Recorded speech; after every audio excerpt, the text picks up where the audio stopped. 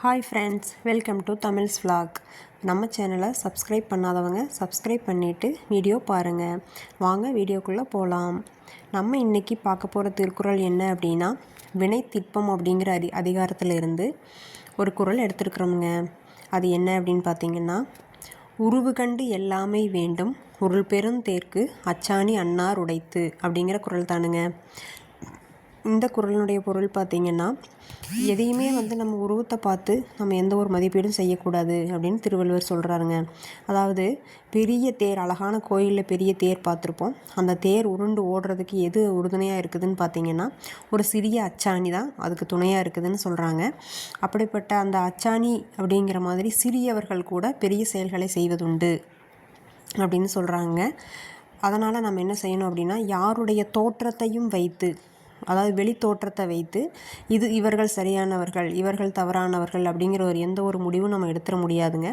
ஏன்னா இந்த உலகத்தில் பிறந்த அனைவருக்கும் ஏதாவது ஒன்று செய்கிறதுக்கு தான் திறமை இருக்குது இல்லைங்களா? அப்போது யாரை பார்த்து நம்ம மேலோட்டமாக பார்த்துட்டு எந்த ஒரு முடிவுக்கும் வரக்கூடாதுங்க. ஒவ்வொரு மனிதனுக்குள்ளும் ஒவ்வொரு தனித்திறமைகள் உண்டு இல்லைங்களா? அது மாதிரி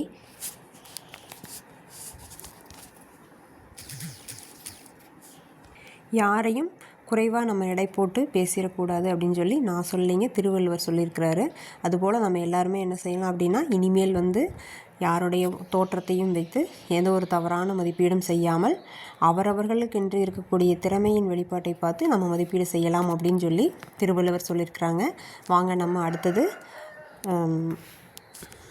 வல்லாரை துவையல் செய்வது எப்படின்னு பார்க்கலாமுங்க. தம்பி குலோப் ஜாமுன் கேட்டானுங்க. அதனால் தீபாவளி அப்போது வேறு நிறைய ஸ்வீட்ஸ்லாம் இருந்ததுனால குலோப் ஜாமுன் செய்யலை. மாவு வாங்கிட்டு வந்து வச்சுருந்ததுங்க. ஸோ அதை செஞ்சு கொடுத்துடலாம் அப்படின்னு சொல்லிட்டுங்க எண்ணெய் ஊற்றி வச்சுட்டேனுங்க. எண்ணெய் சூடாகுது. அதுக்குள்ளே நல்லா மாவை உருட்டி வச்சுக்கலாம் அப்படின்னு சொல்லிட்டுங்க உருட்டி வச்சுருக்கேன். இருக்கிற நம்ம எப்போவுமே செய்கிற பலகாரங்களே ரொம்ப எளிமையாகவும் சுவையாகவும் சாப்பிடக்கூடிய ஸ்வீட்டுன்னு பார்த்தீங்கன்னா குலோப் ஜாமுன் தானுங்க. இந்த குலோப் ஜாமுன் பிடிக்காதவங்க யாருமே இருக்க முடியாதுன்னு நினைக்கிறேன் நான். உங்களுக்கு உங்கள் வீட்டிலே அப்படி யாராவது குலோப் ஜாமுன் பிடிக்காதவங்க இருக்காங்களான்னு சொல்லுங்கள். பிடிச்சவங்க இருந்தாலும் சொல்லுங்கள் கமெண்ட்ஸில். எங்கள் வீட்டில் தம்பிக்கு ரொம்ப பிடிக்குங்க குலோப் ஜாமுன்னு. ஸோ அதை செஞ்சிடலான்ட்டு தான் இப்போ ரெடி பண்ணிகிட்ருக்கேங்க. பாருங்கள், எண்ணெய் காஞ்சிருச்சு. நம்ம குலோப் ஜாமுன் உருட்டி வச்சுருக்க சின்ன சின்ன உருண்டைகள் எடுத்து உள்ளே போட்டுக்கலாங்க. நல்லா செவக்க வரைக்கும் வேகட்டுங்க. திருப்பி விட்டோம்னா வெந்துக்கும். பாருங்கள், ஆற வச்சுருக்கேன் பாருங்கள். நல்லா ஆறட்டுங்க. நான் பாவு முன்னாடியே காய்ச்சிட்டேனுங்க. எப்பவும் போல் தானுங்க. ஒரு டம்ளர் சர்க்கரைனா ஒரு டம்ளர் தண்ணிங்க. அந்த சர்க்கரை மிதங்குற அளவுக்கு மூடுற அளவுக்கு தண்ணி ஊற்றினா போதுமுங்க. பாருங்கள், சுவையான சூப்பரான குலோப் ஜாமுன் ரெடி ஆயிடுச்சுங்க. நம்ம கடையில் வாங்குறத விட சூப்பராக இருக்குது பாருங்கள் குலோப் ஜாமுன். அந்த பாவில் நம்ம எவ்வளோ நேரம் ஊற வைக்கிறோமோ அந்த அளவுக்கு குலோப் ஜாமுன் நல்ல சுவையான டேஸ்ட்டாக மாறிடுங்க. சூப்பரான குலோப் ஜாமுன் ரெடி ஆயிடுச்சுங்க.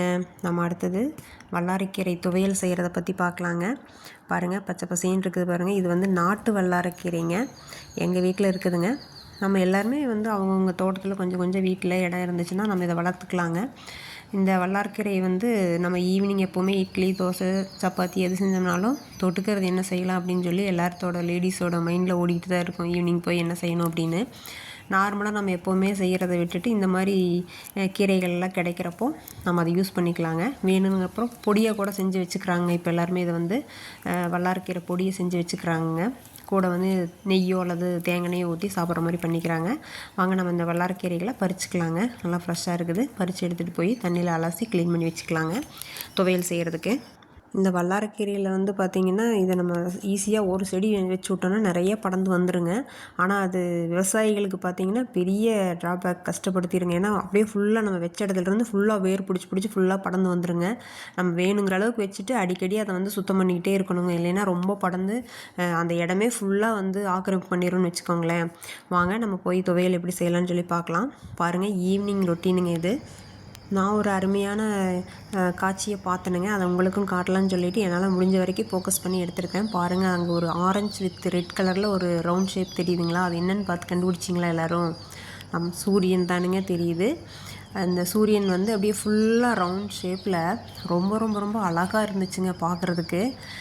ஃபுல்லாக நல்லா அழகாக தெரிஞ்சிச்சு. நானும் முடிஞ்ச வரைக்கும் அதை ஜூம் பண்ணி எடுக்க முயற்சி பண்ணினேங்க. பாருங்கள் எவ்வளோ அழகாக இருக்குது அப்படின்னு சொல்லிட்டு. நம்ம முருங்கைத்தோப்பு தானுங்க. நல்லா பச்சை பசையேன்னு தளைஞ்சிருக்குதுங்க. பார்ப்போம் அடுத்து என்ன செய்யலாம் அப்படின்னு சொல்லிட்டு.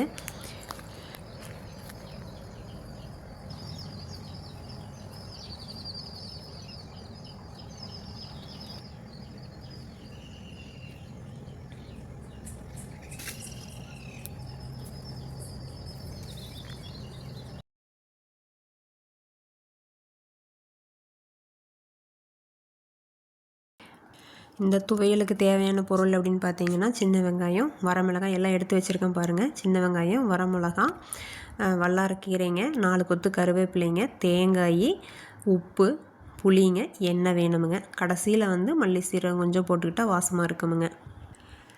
முதல்ல நம்ம வெங்காயத்தை போட்டுங்க, கொஞ்சம் எண்ணெய் விட்டுக்கலாங்க. கொஞ்சம் நேரம் அந்த வெங்காயம் நல்லா வணங்கட்டுங்க. வணங்கினதுக்கப்புறமா நம்ம வரமிளகா போட்டுக்கலாங்க. அடுத்து வெங்காயம் வணங்கி வச்சு பாருங்கள். கூட இப்போ வரமிளகா போட்டுட்டோம்.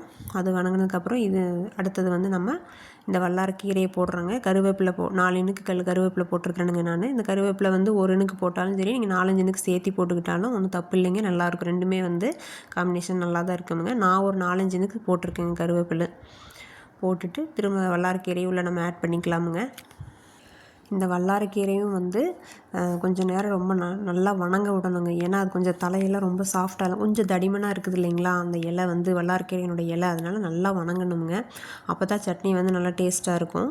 இல்லைன்னா மல்லித்தலை மாதிரி நம்ம ஒரு 10 நிமிஷம் 5 நிமிஷம் போட்டோன்னா எடுத்துட்டோம் அப்படின்னா ஒரு பச்சை வாசம் மாதிரி அடிக்குங்க. அது சரியாக வராது துவையலுக்கு. அதனால் நீங்கள் வந்து என்னென்னா வல்லாரக்கீரை வந்து நல்லா வதங்குற வரைக்கும் கொஞ்சம் எண்ணெயும் ஊற்றி நல்லா வதக்கி விட்டுறணுங்க. அடுத்து பூண்டு ஒரு 4-5 பல் போடணுங்க. நான் முன்னாடியே போட்டுட்டேன், சொல்லாமல் விட்டேன்னு நினைக்கிறேன். பூண்டும் போட்டுக்கணுங்க, அப்போ தான் நல்லா இருக்குமுங்க. இப்போ பாருங்கள் வல்லாரக்கீரை வதங்கிருச்சுங்க அந்த கீரை. அதுக்கடுத்து வந்து தேங்காய் போட்டுக்கலாங்க. தேங்காய் கூட போட்டு நல்லா வதக்கிக்கலாங்க. தேங்காய் ரொம்ப நேரம் வதங்கணும்னு இல்லைங்க, கொஞ்சம் நேரம் போட்டுட்டு ஒரு 2 மினிட்ஸ் 3 மினிட்ஸ் இருந்தால் போதுமுங்க. ஒரு புளி போட்டுக்கலாமுங்க, தேவையான அளவு கொஞ்சம் குறைவாகவே போட்டுக்கலாங்க. புளியும் போட்டுட்டு பெரட்டி விட்டுட்டுங்க. அடுப்பு ஆஃப் பண்ணிவிட்டு நம்ம மல்லி சீரகத்தை போட்டுங்க ஒரு பெரட்டி ஆற வச்சுட்டுங்க துவையல் அரைச்சிக்கலாமுங்க. மிக்ஸி ஜாரில் மாற்றிங்க அரைச்சிக்கலாம். அரைச்சிட்டு வந்து உங்களுக்கு காட்டுறேன் பாருங்கள். சுவையான வல்லாரைக்கீரை துவையல் ரெடி ஆயிடுச்சுங்க. இது இட்லி, தோசை, சப்பாத்தி எல்லாத்துக்குமே தொட்டுக்கலாங்க. சூப்பராக இருக்கும். நீங்களும் செஞ்சு பார்த்துட்டு எப்படி இருக்குதுன்னு கமெண்ட்ஸில் சொல்லுங்கள். இது குழந்தைங்க முதல் பெரியவள் வரைக்கும் எல்லாத்துக்குமே ரொம்ப ரொம்ப உடம்புக்கு நல்லதுங்க. நல்லா ஞாபக சக்தி இன்க்ரீஸ் பண்ணக்கூடிய ஒரு எளிமையான துவையலுங்க. நீங்களும் செஞ்சு பாருங்கள். நம்ம வீடியோ பிடிச்சிருந்துச்சுன்னா நம்ம சேனலை சப்ஸ்கிரைப் பண்ணுங்கள், லைக் பண்ணுங்கள், கமெண்ட்ஸ் பண்ணுங்கள். மறக்காமல் நம்ம சேனலை சப்ஸ்கிரைப் பண்ணிவிட்டு வீடியோ பாருங்கள். நான் நெக்ஸ்ட் இன்னொரு வீடியோவில் உங்களை நான் வந்து பார்க்குறேங்க. Bye bye. தேங்க்ஸ் ஃபார் வாட்சிங்.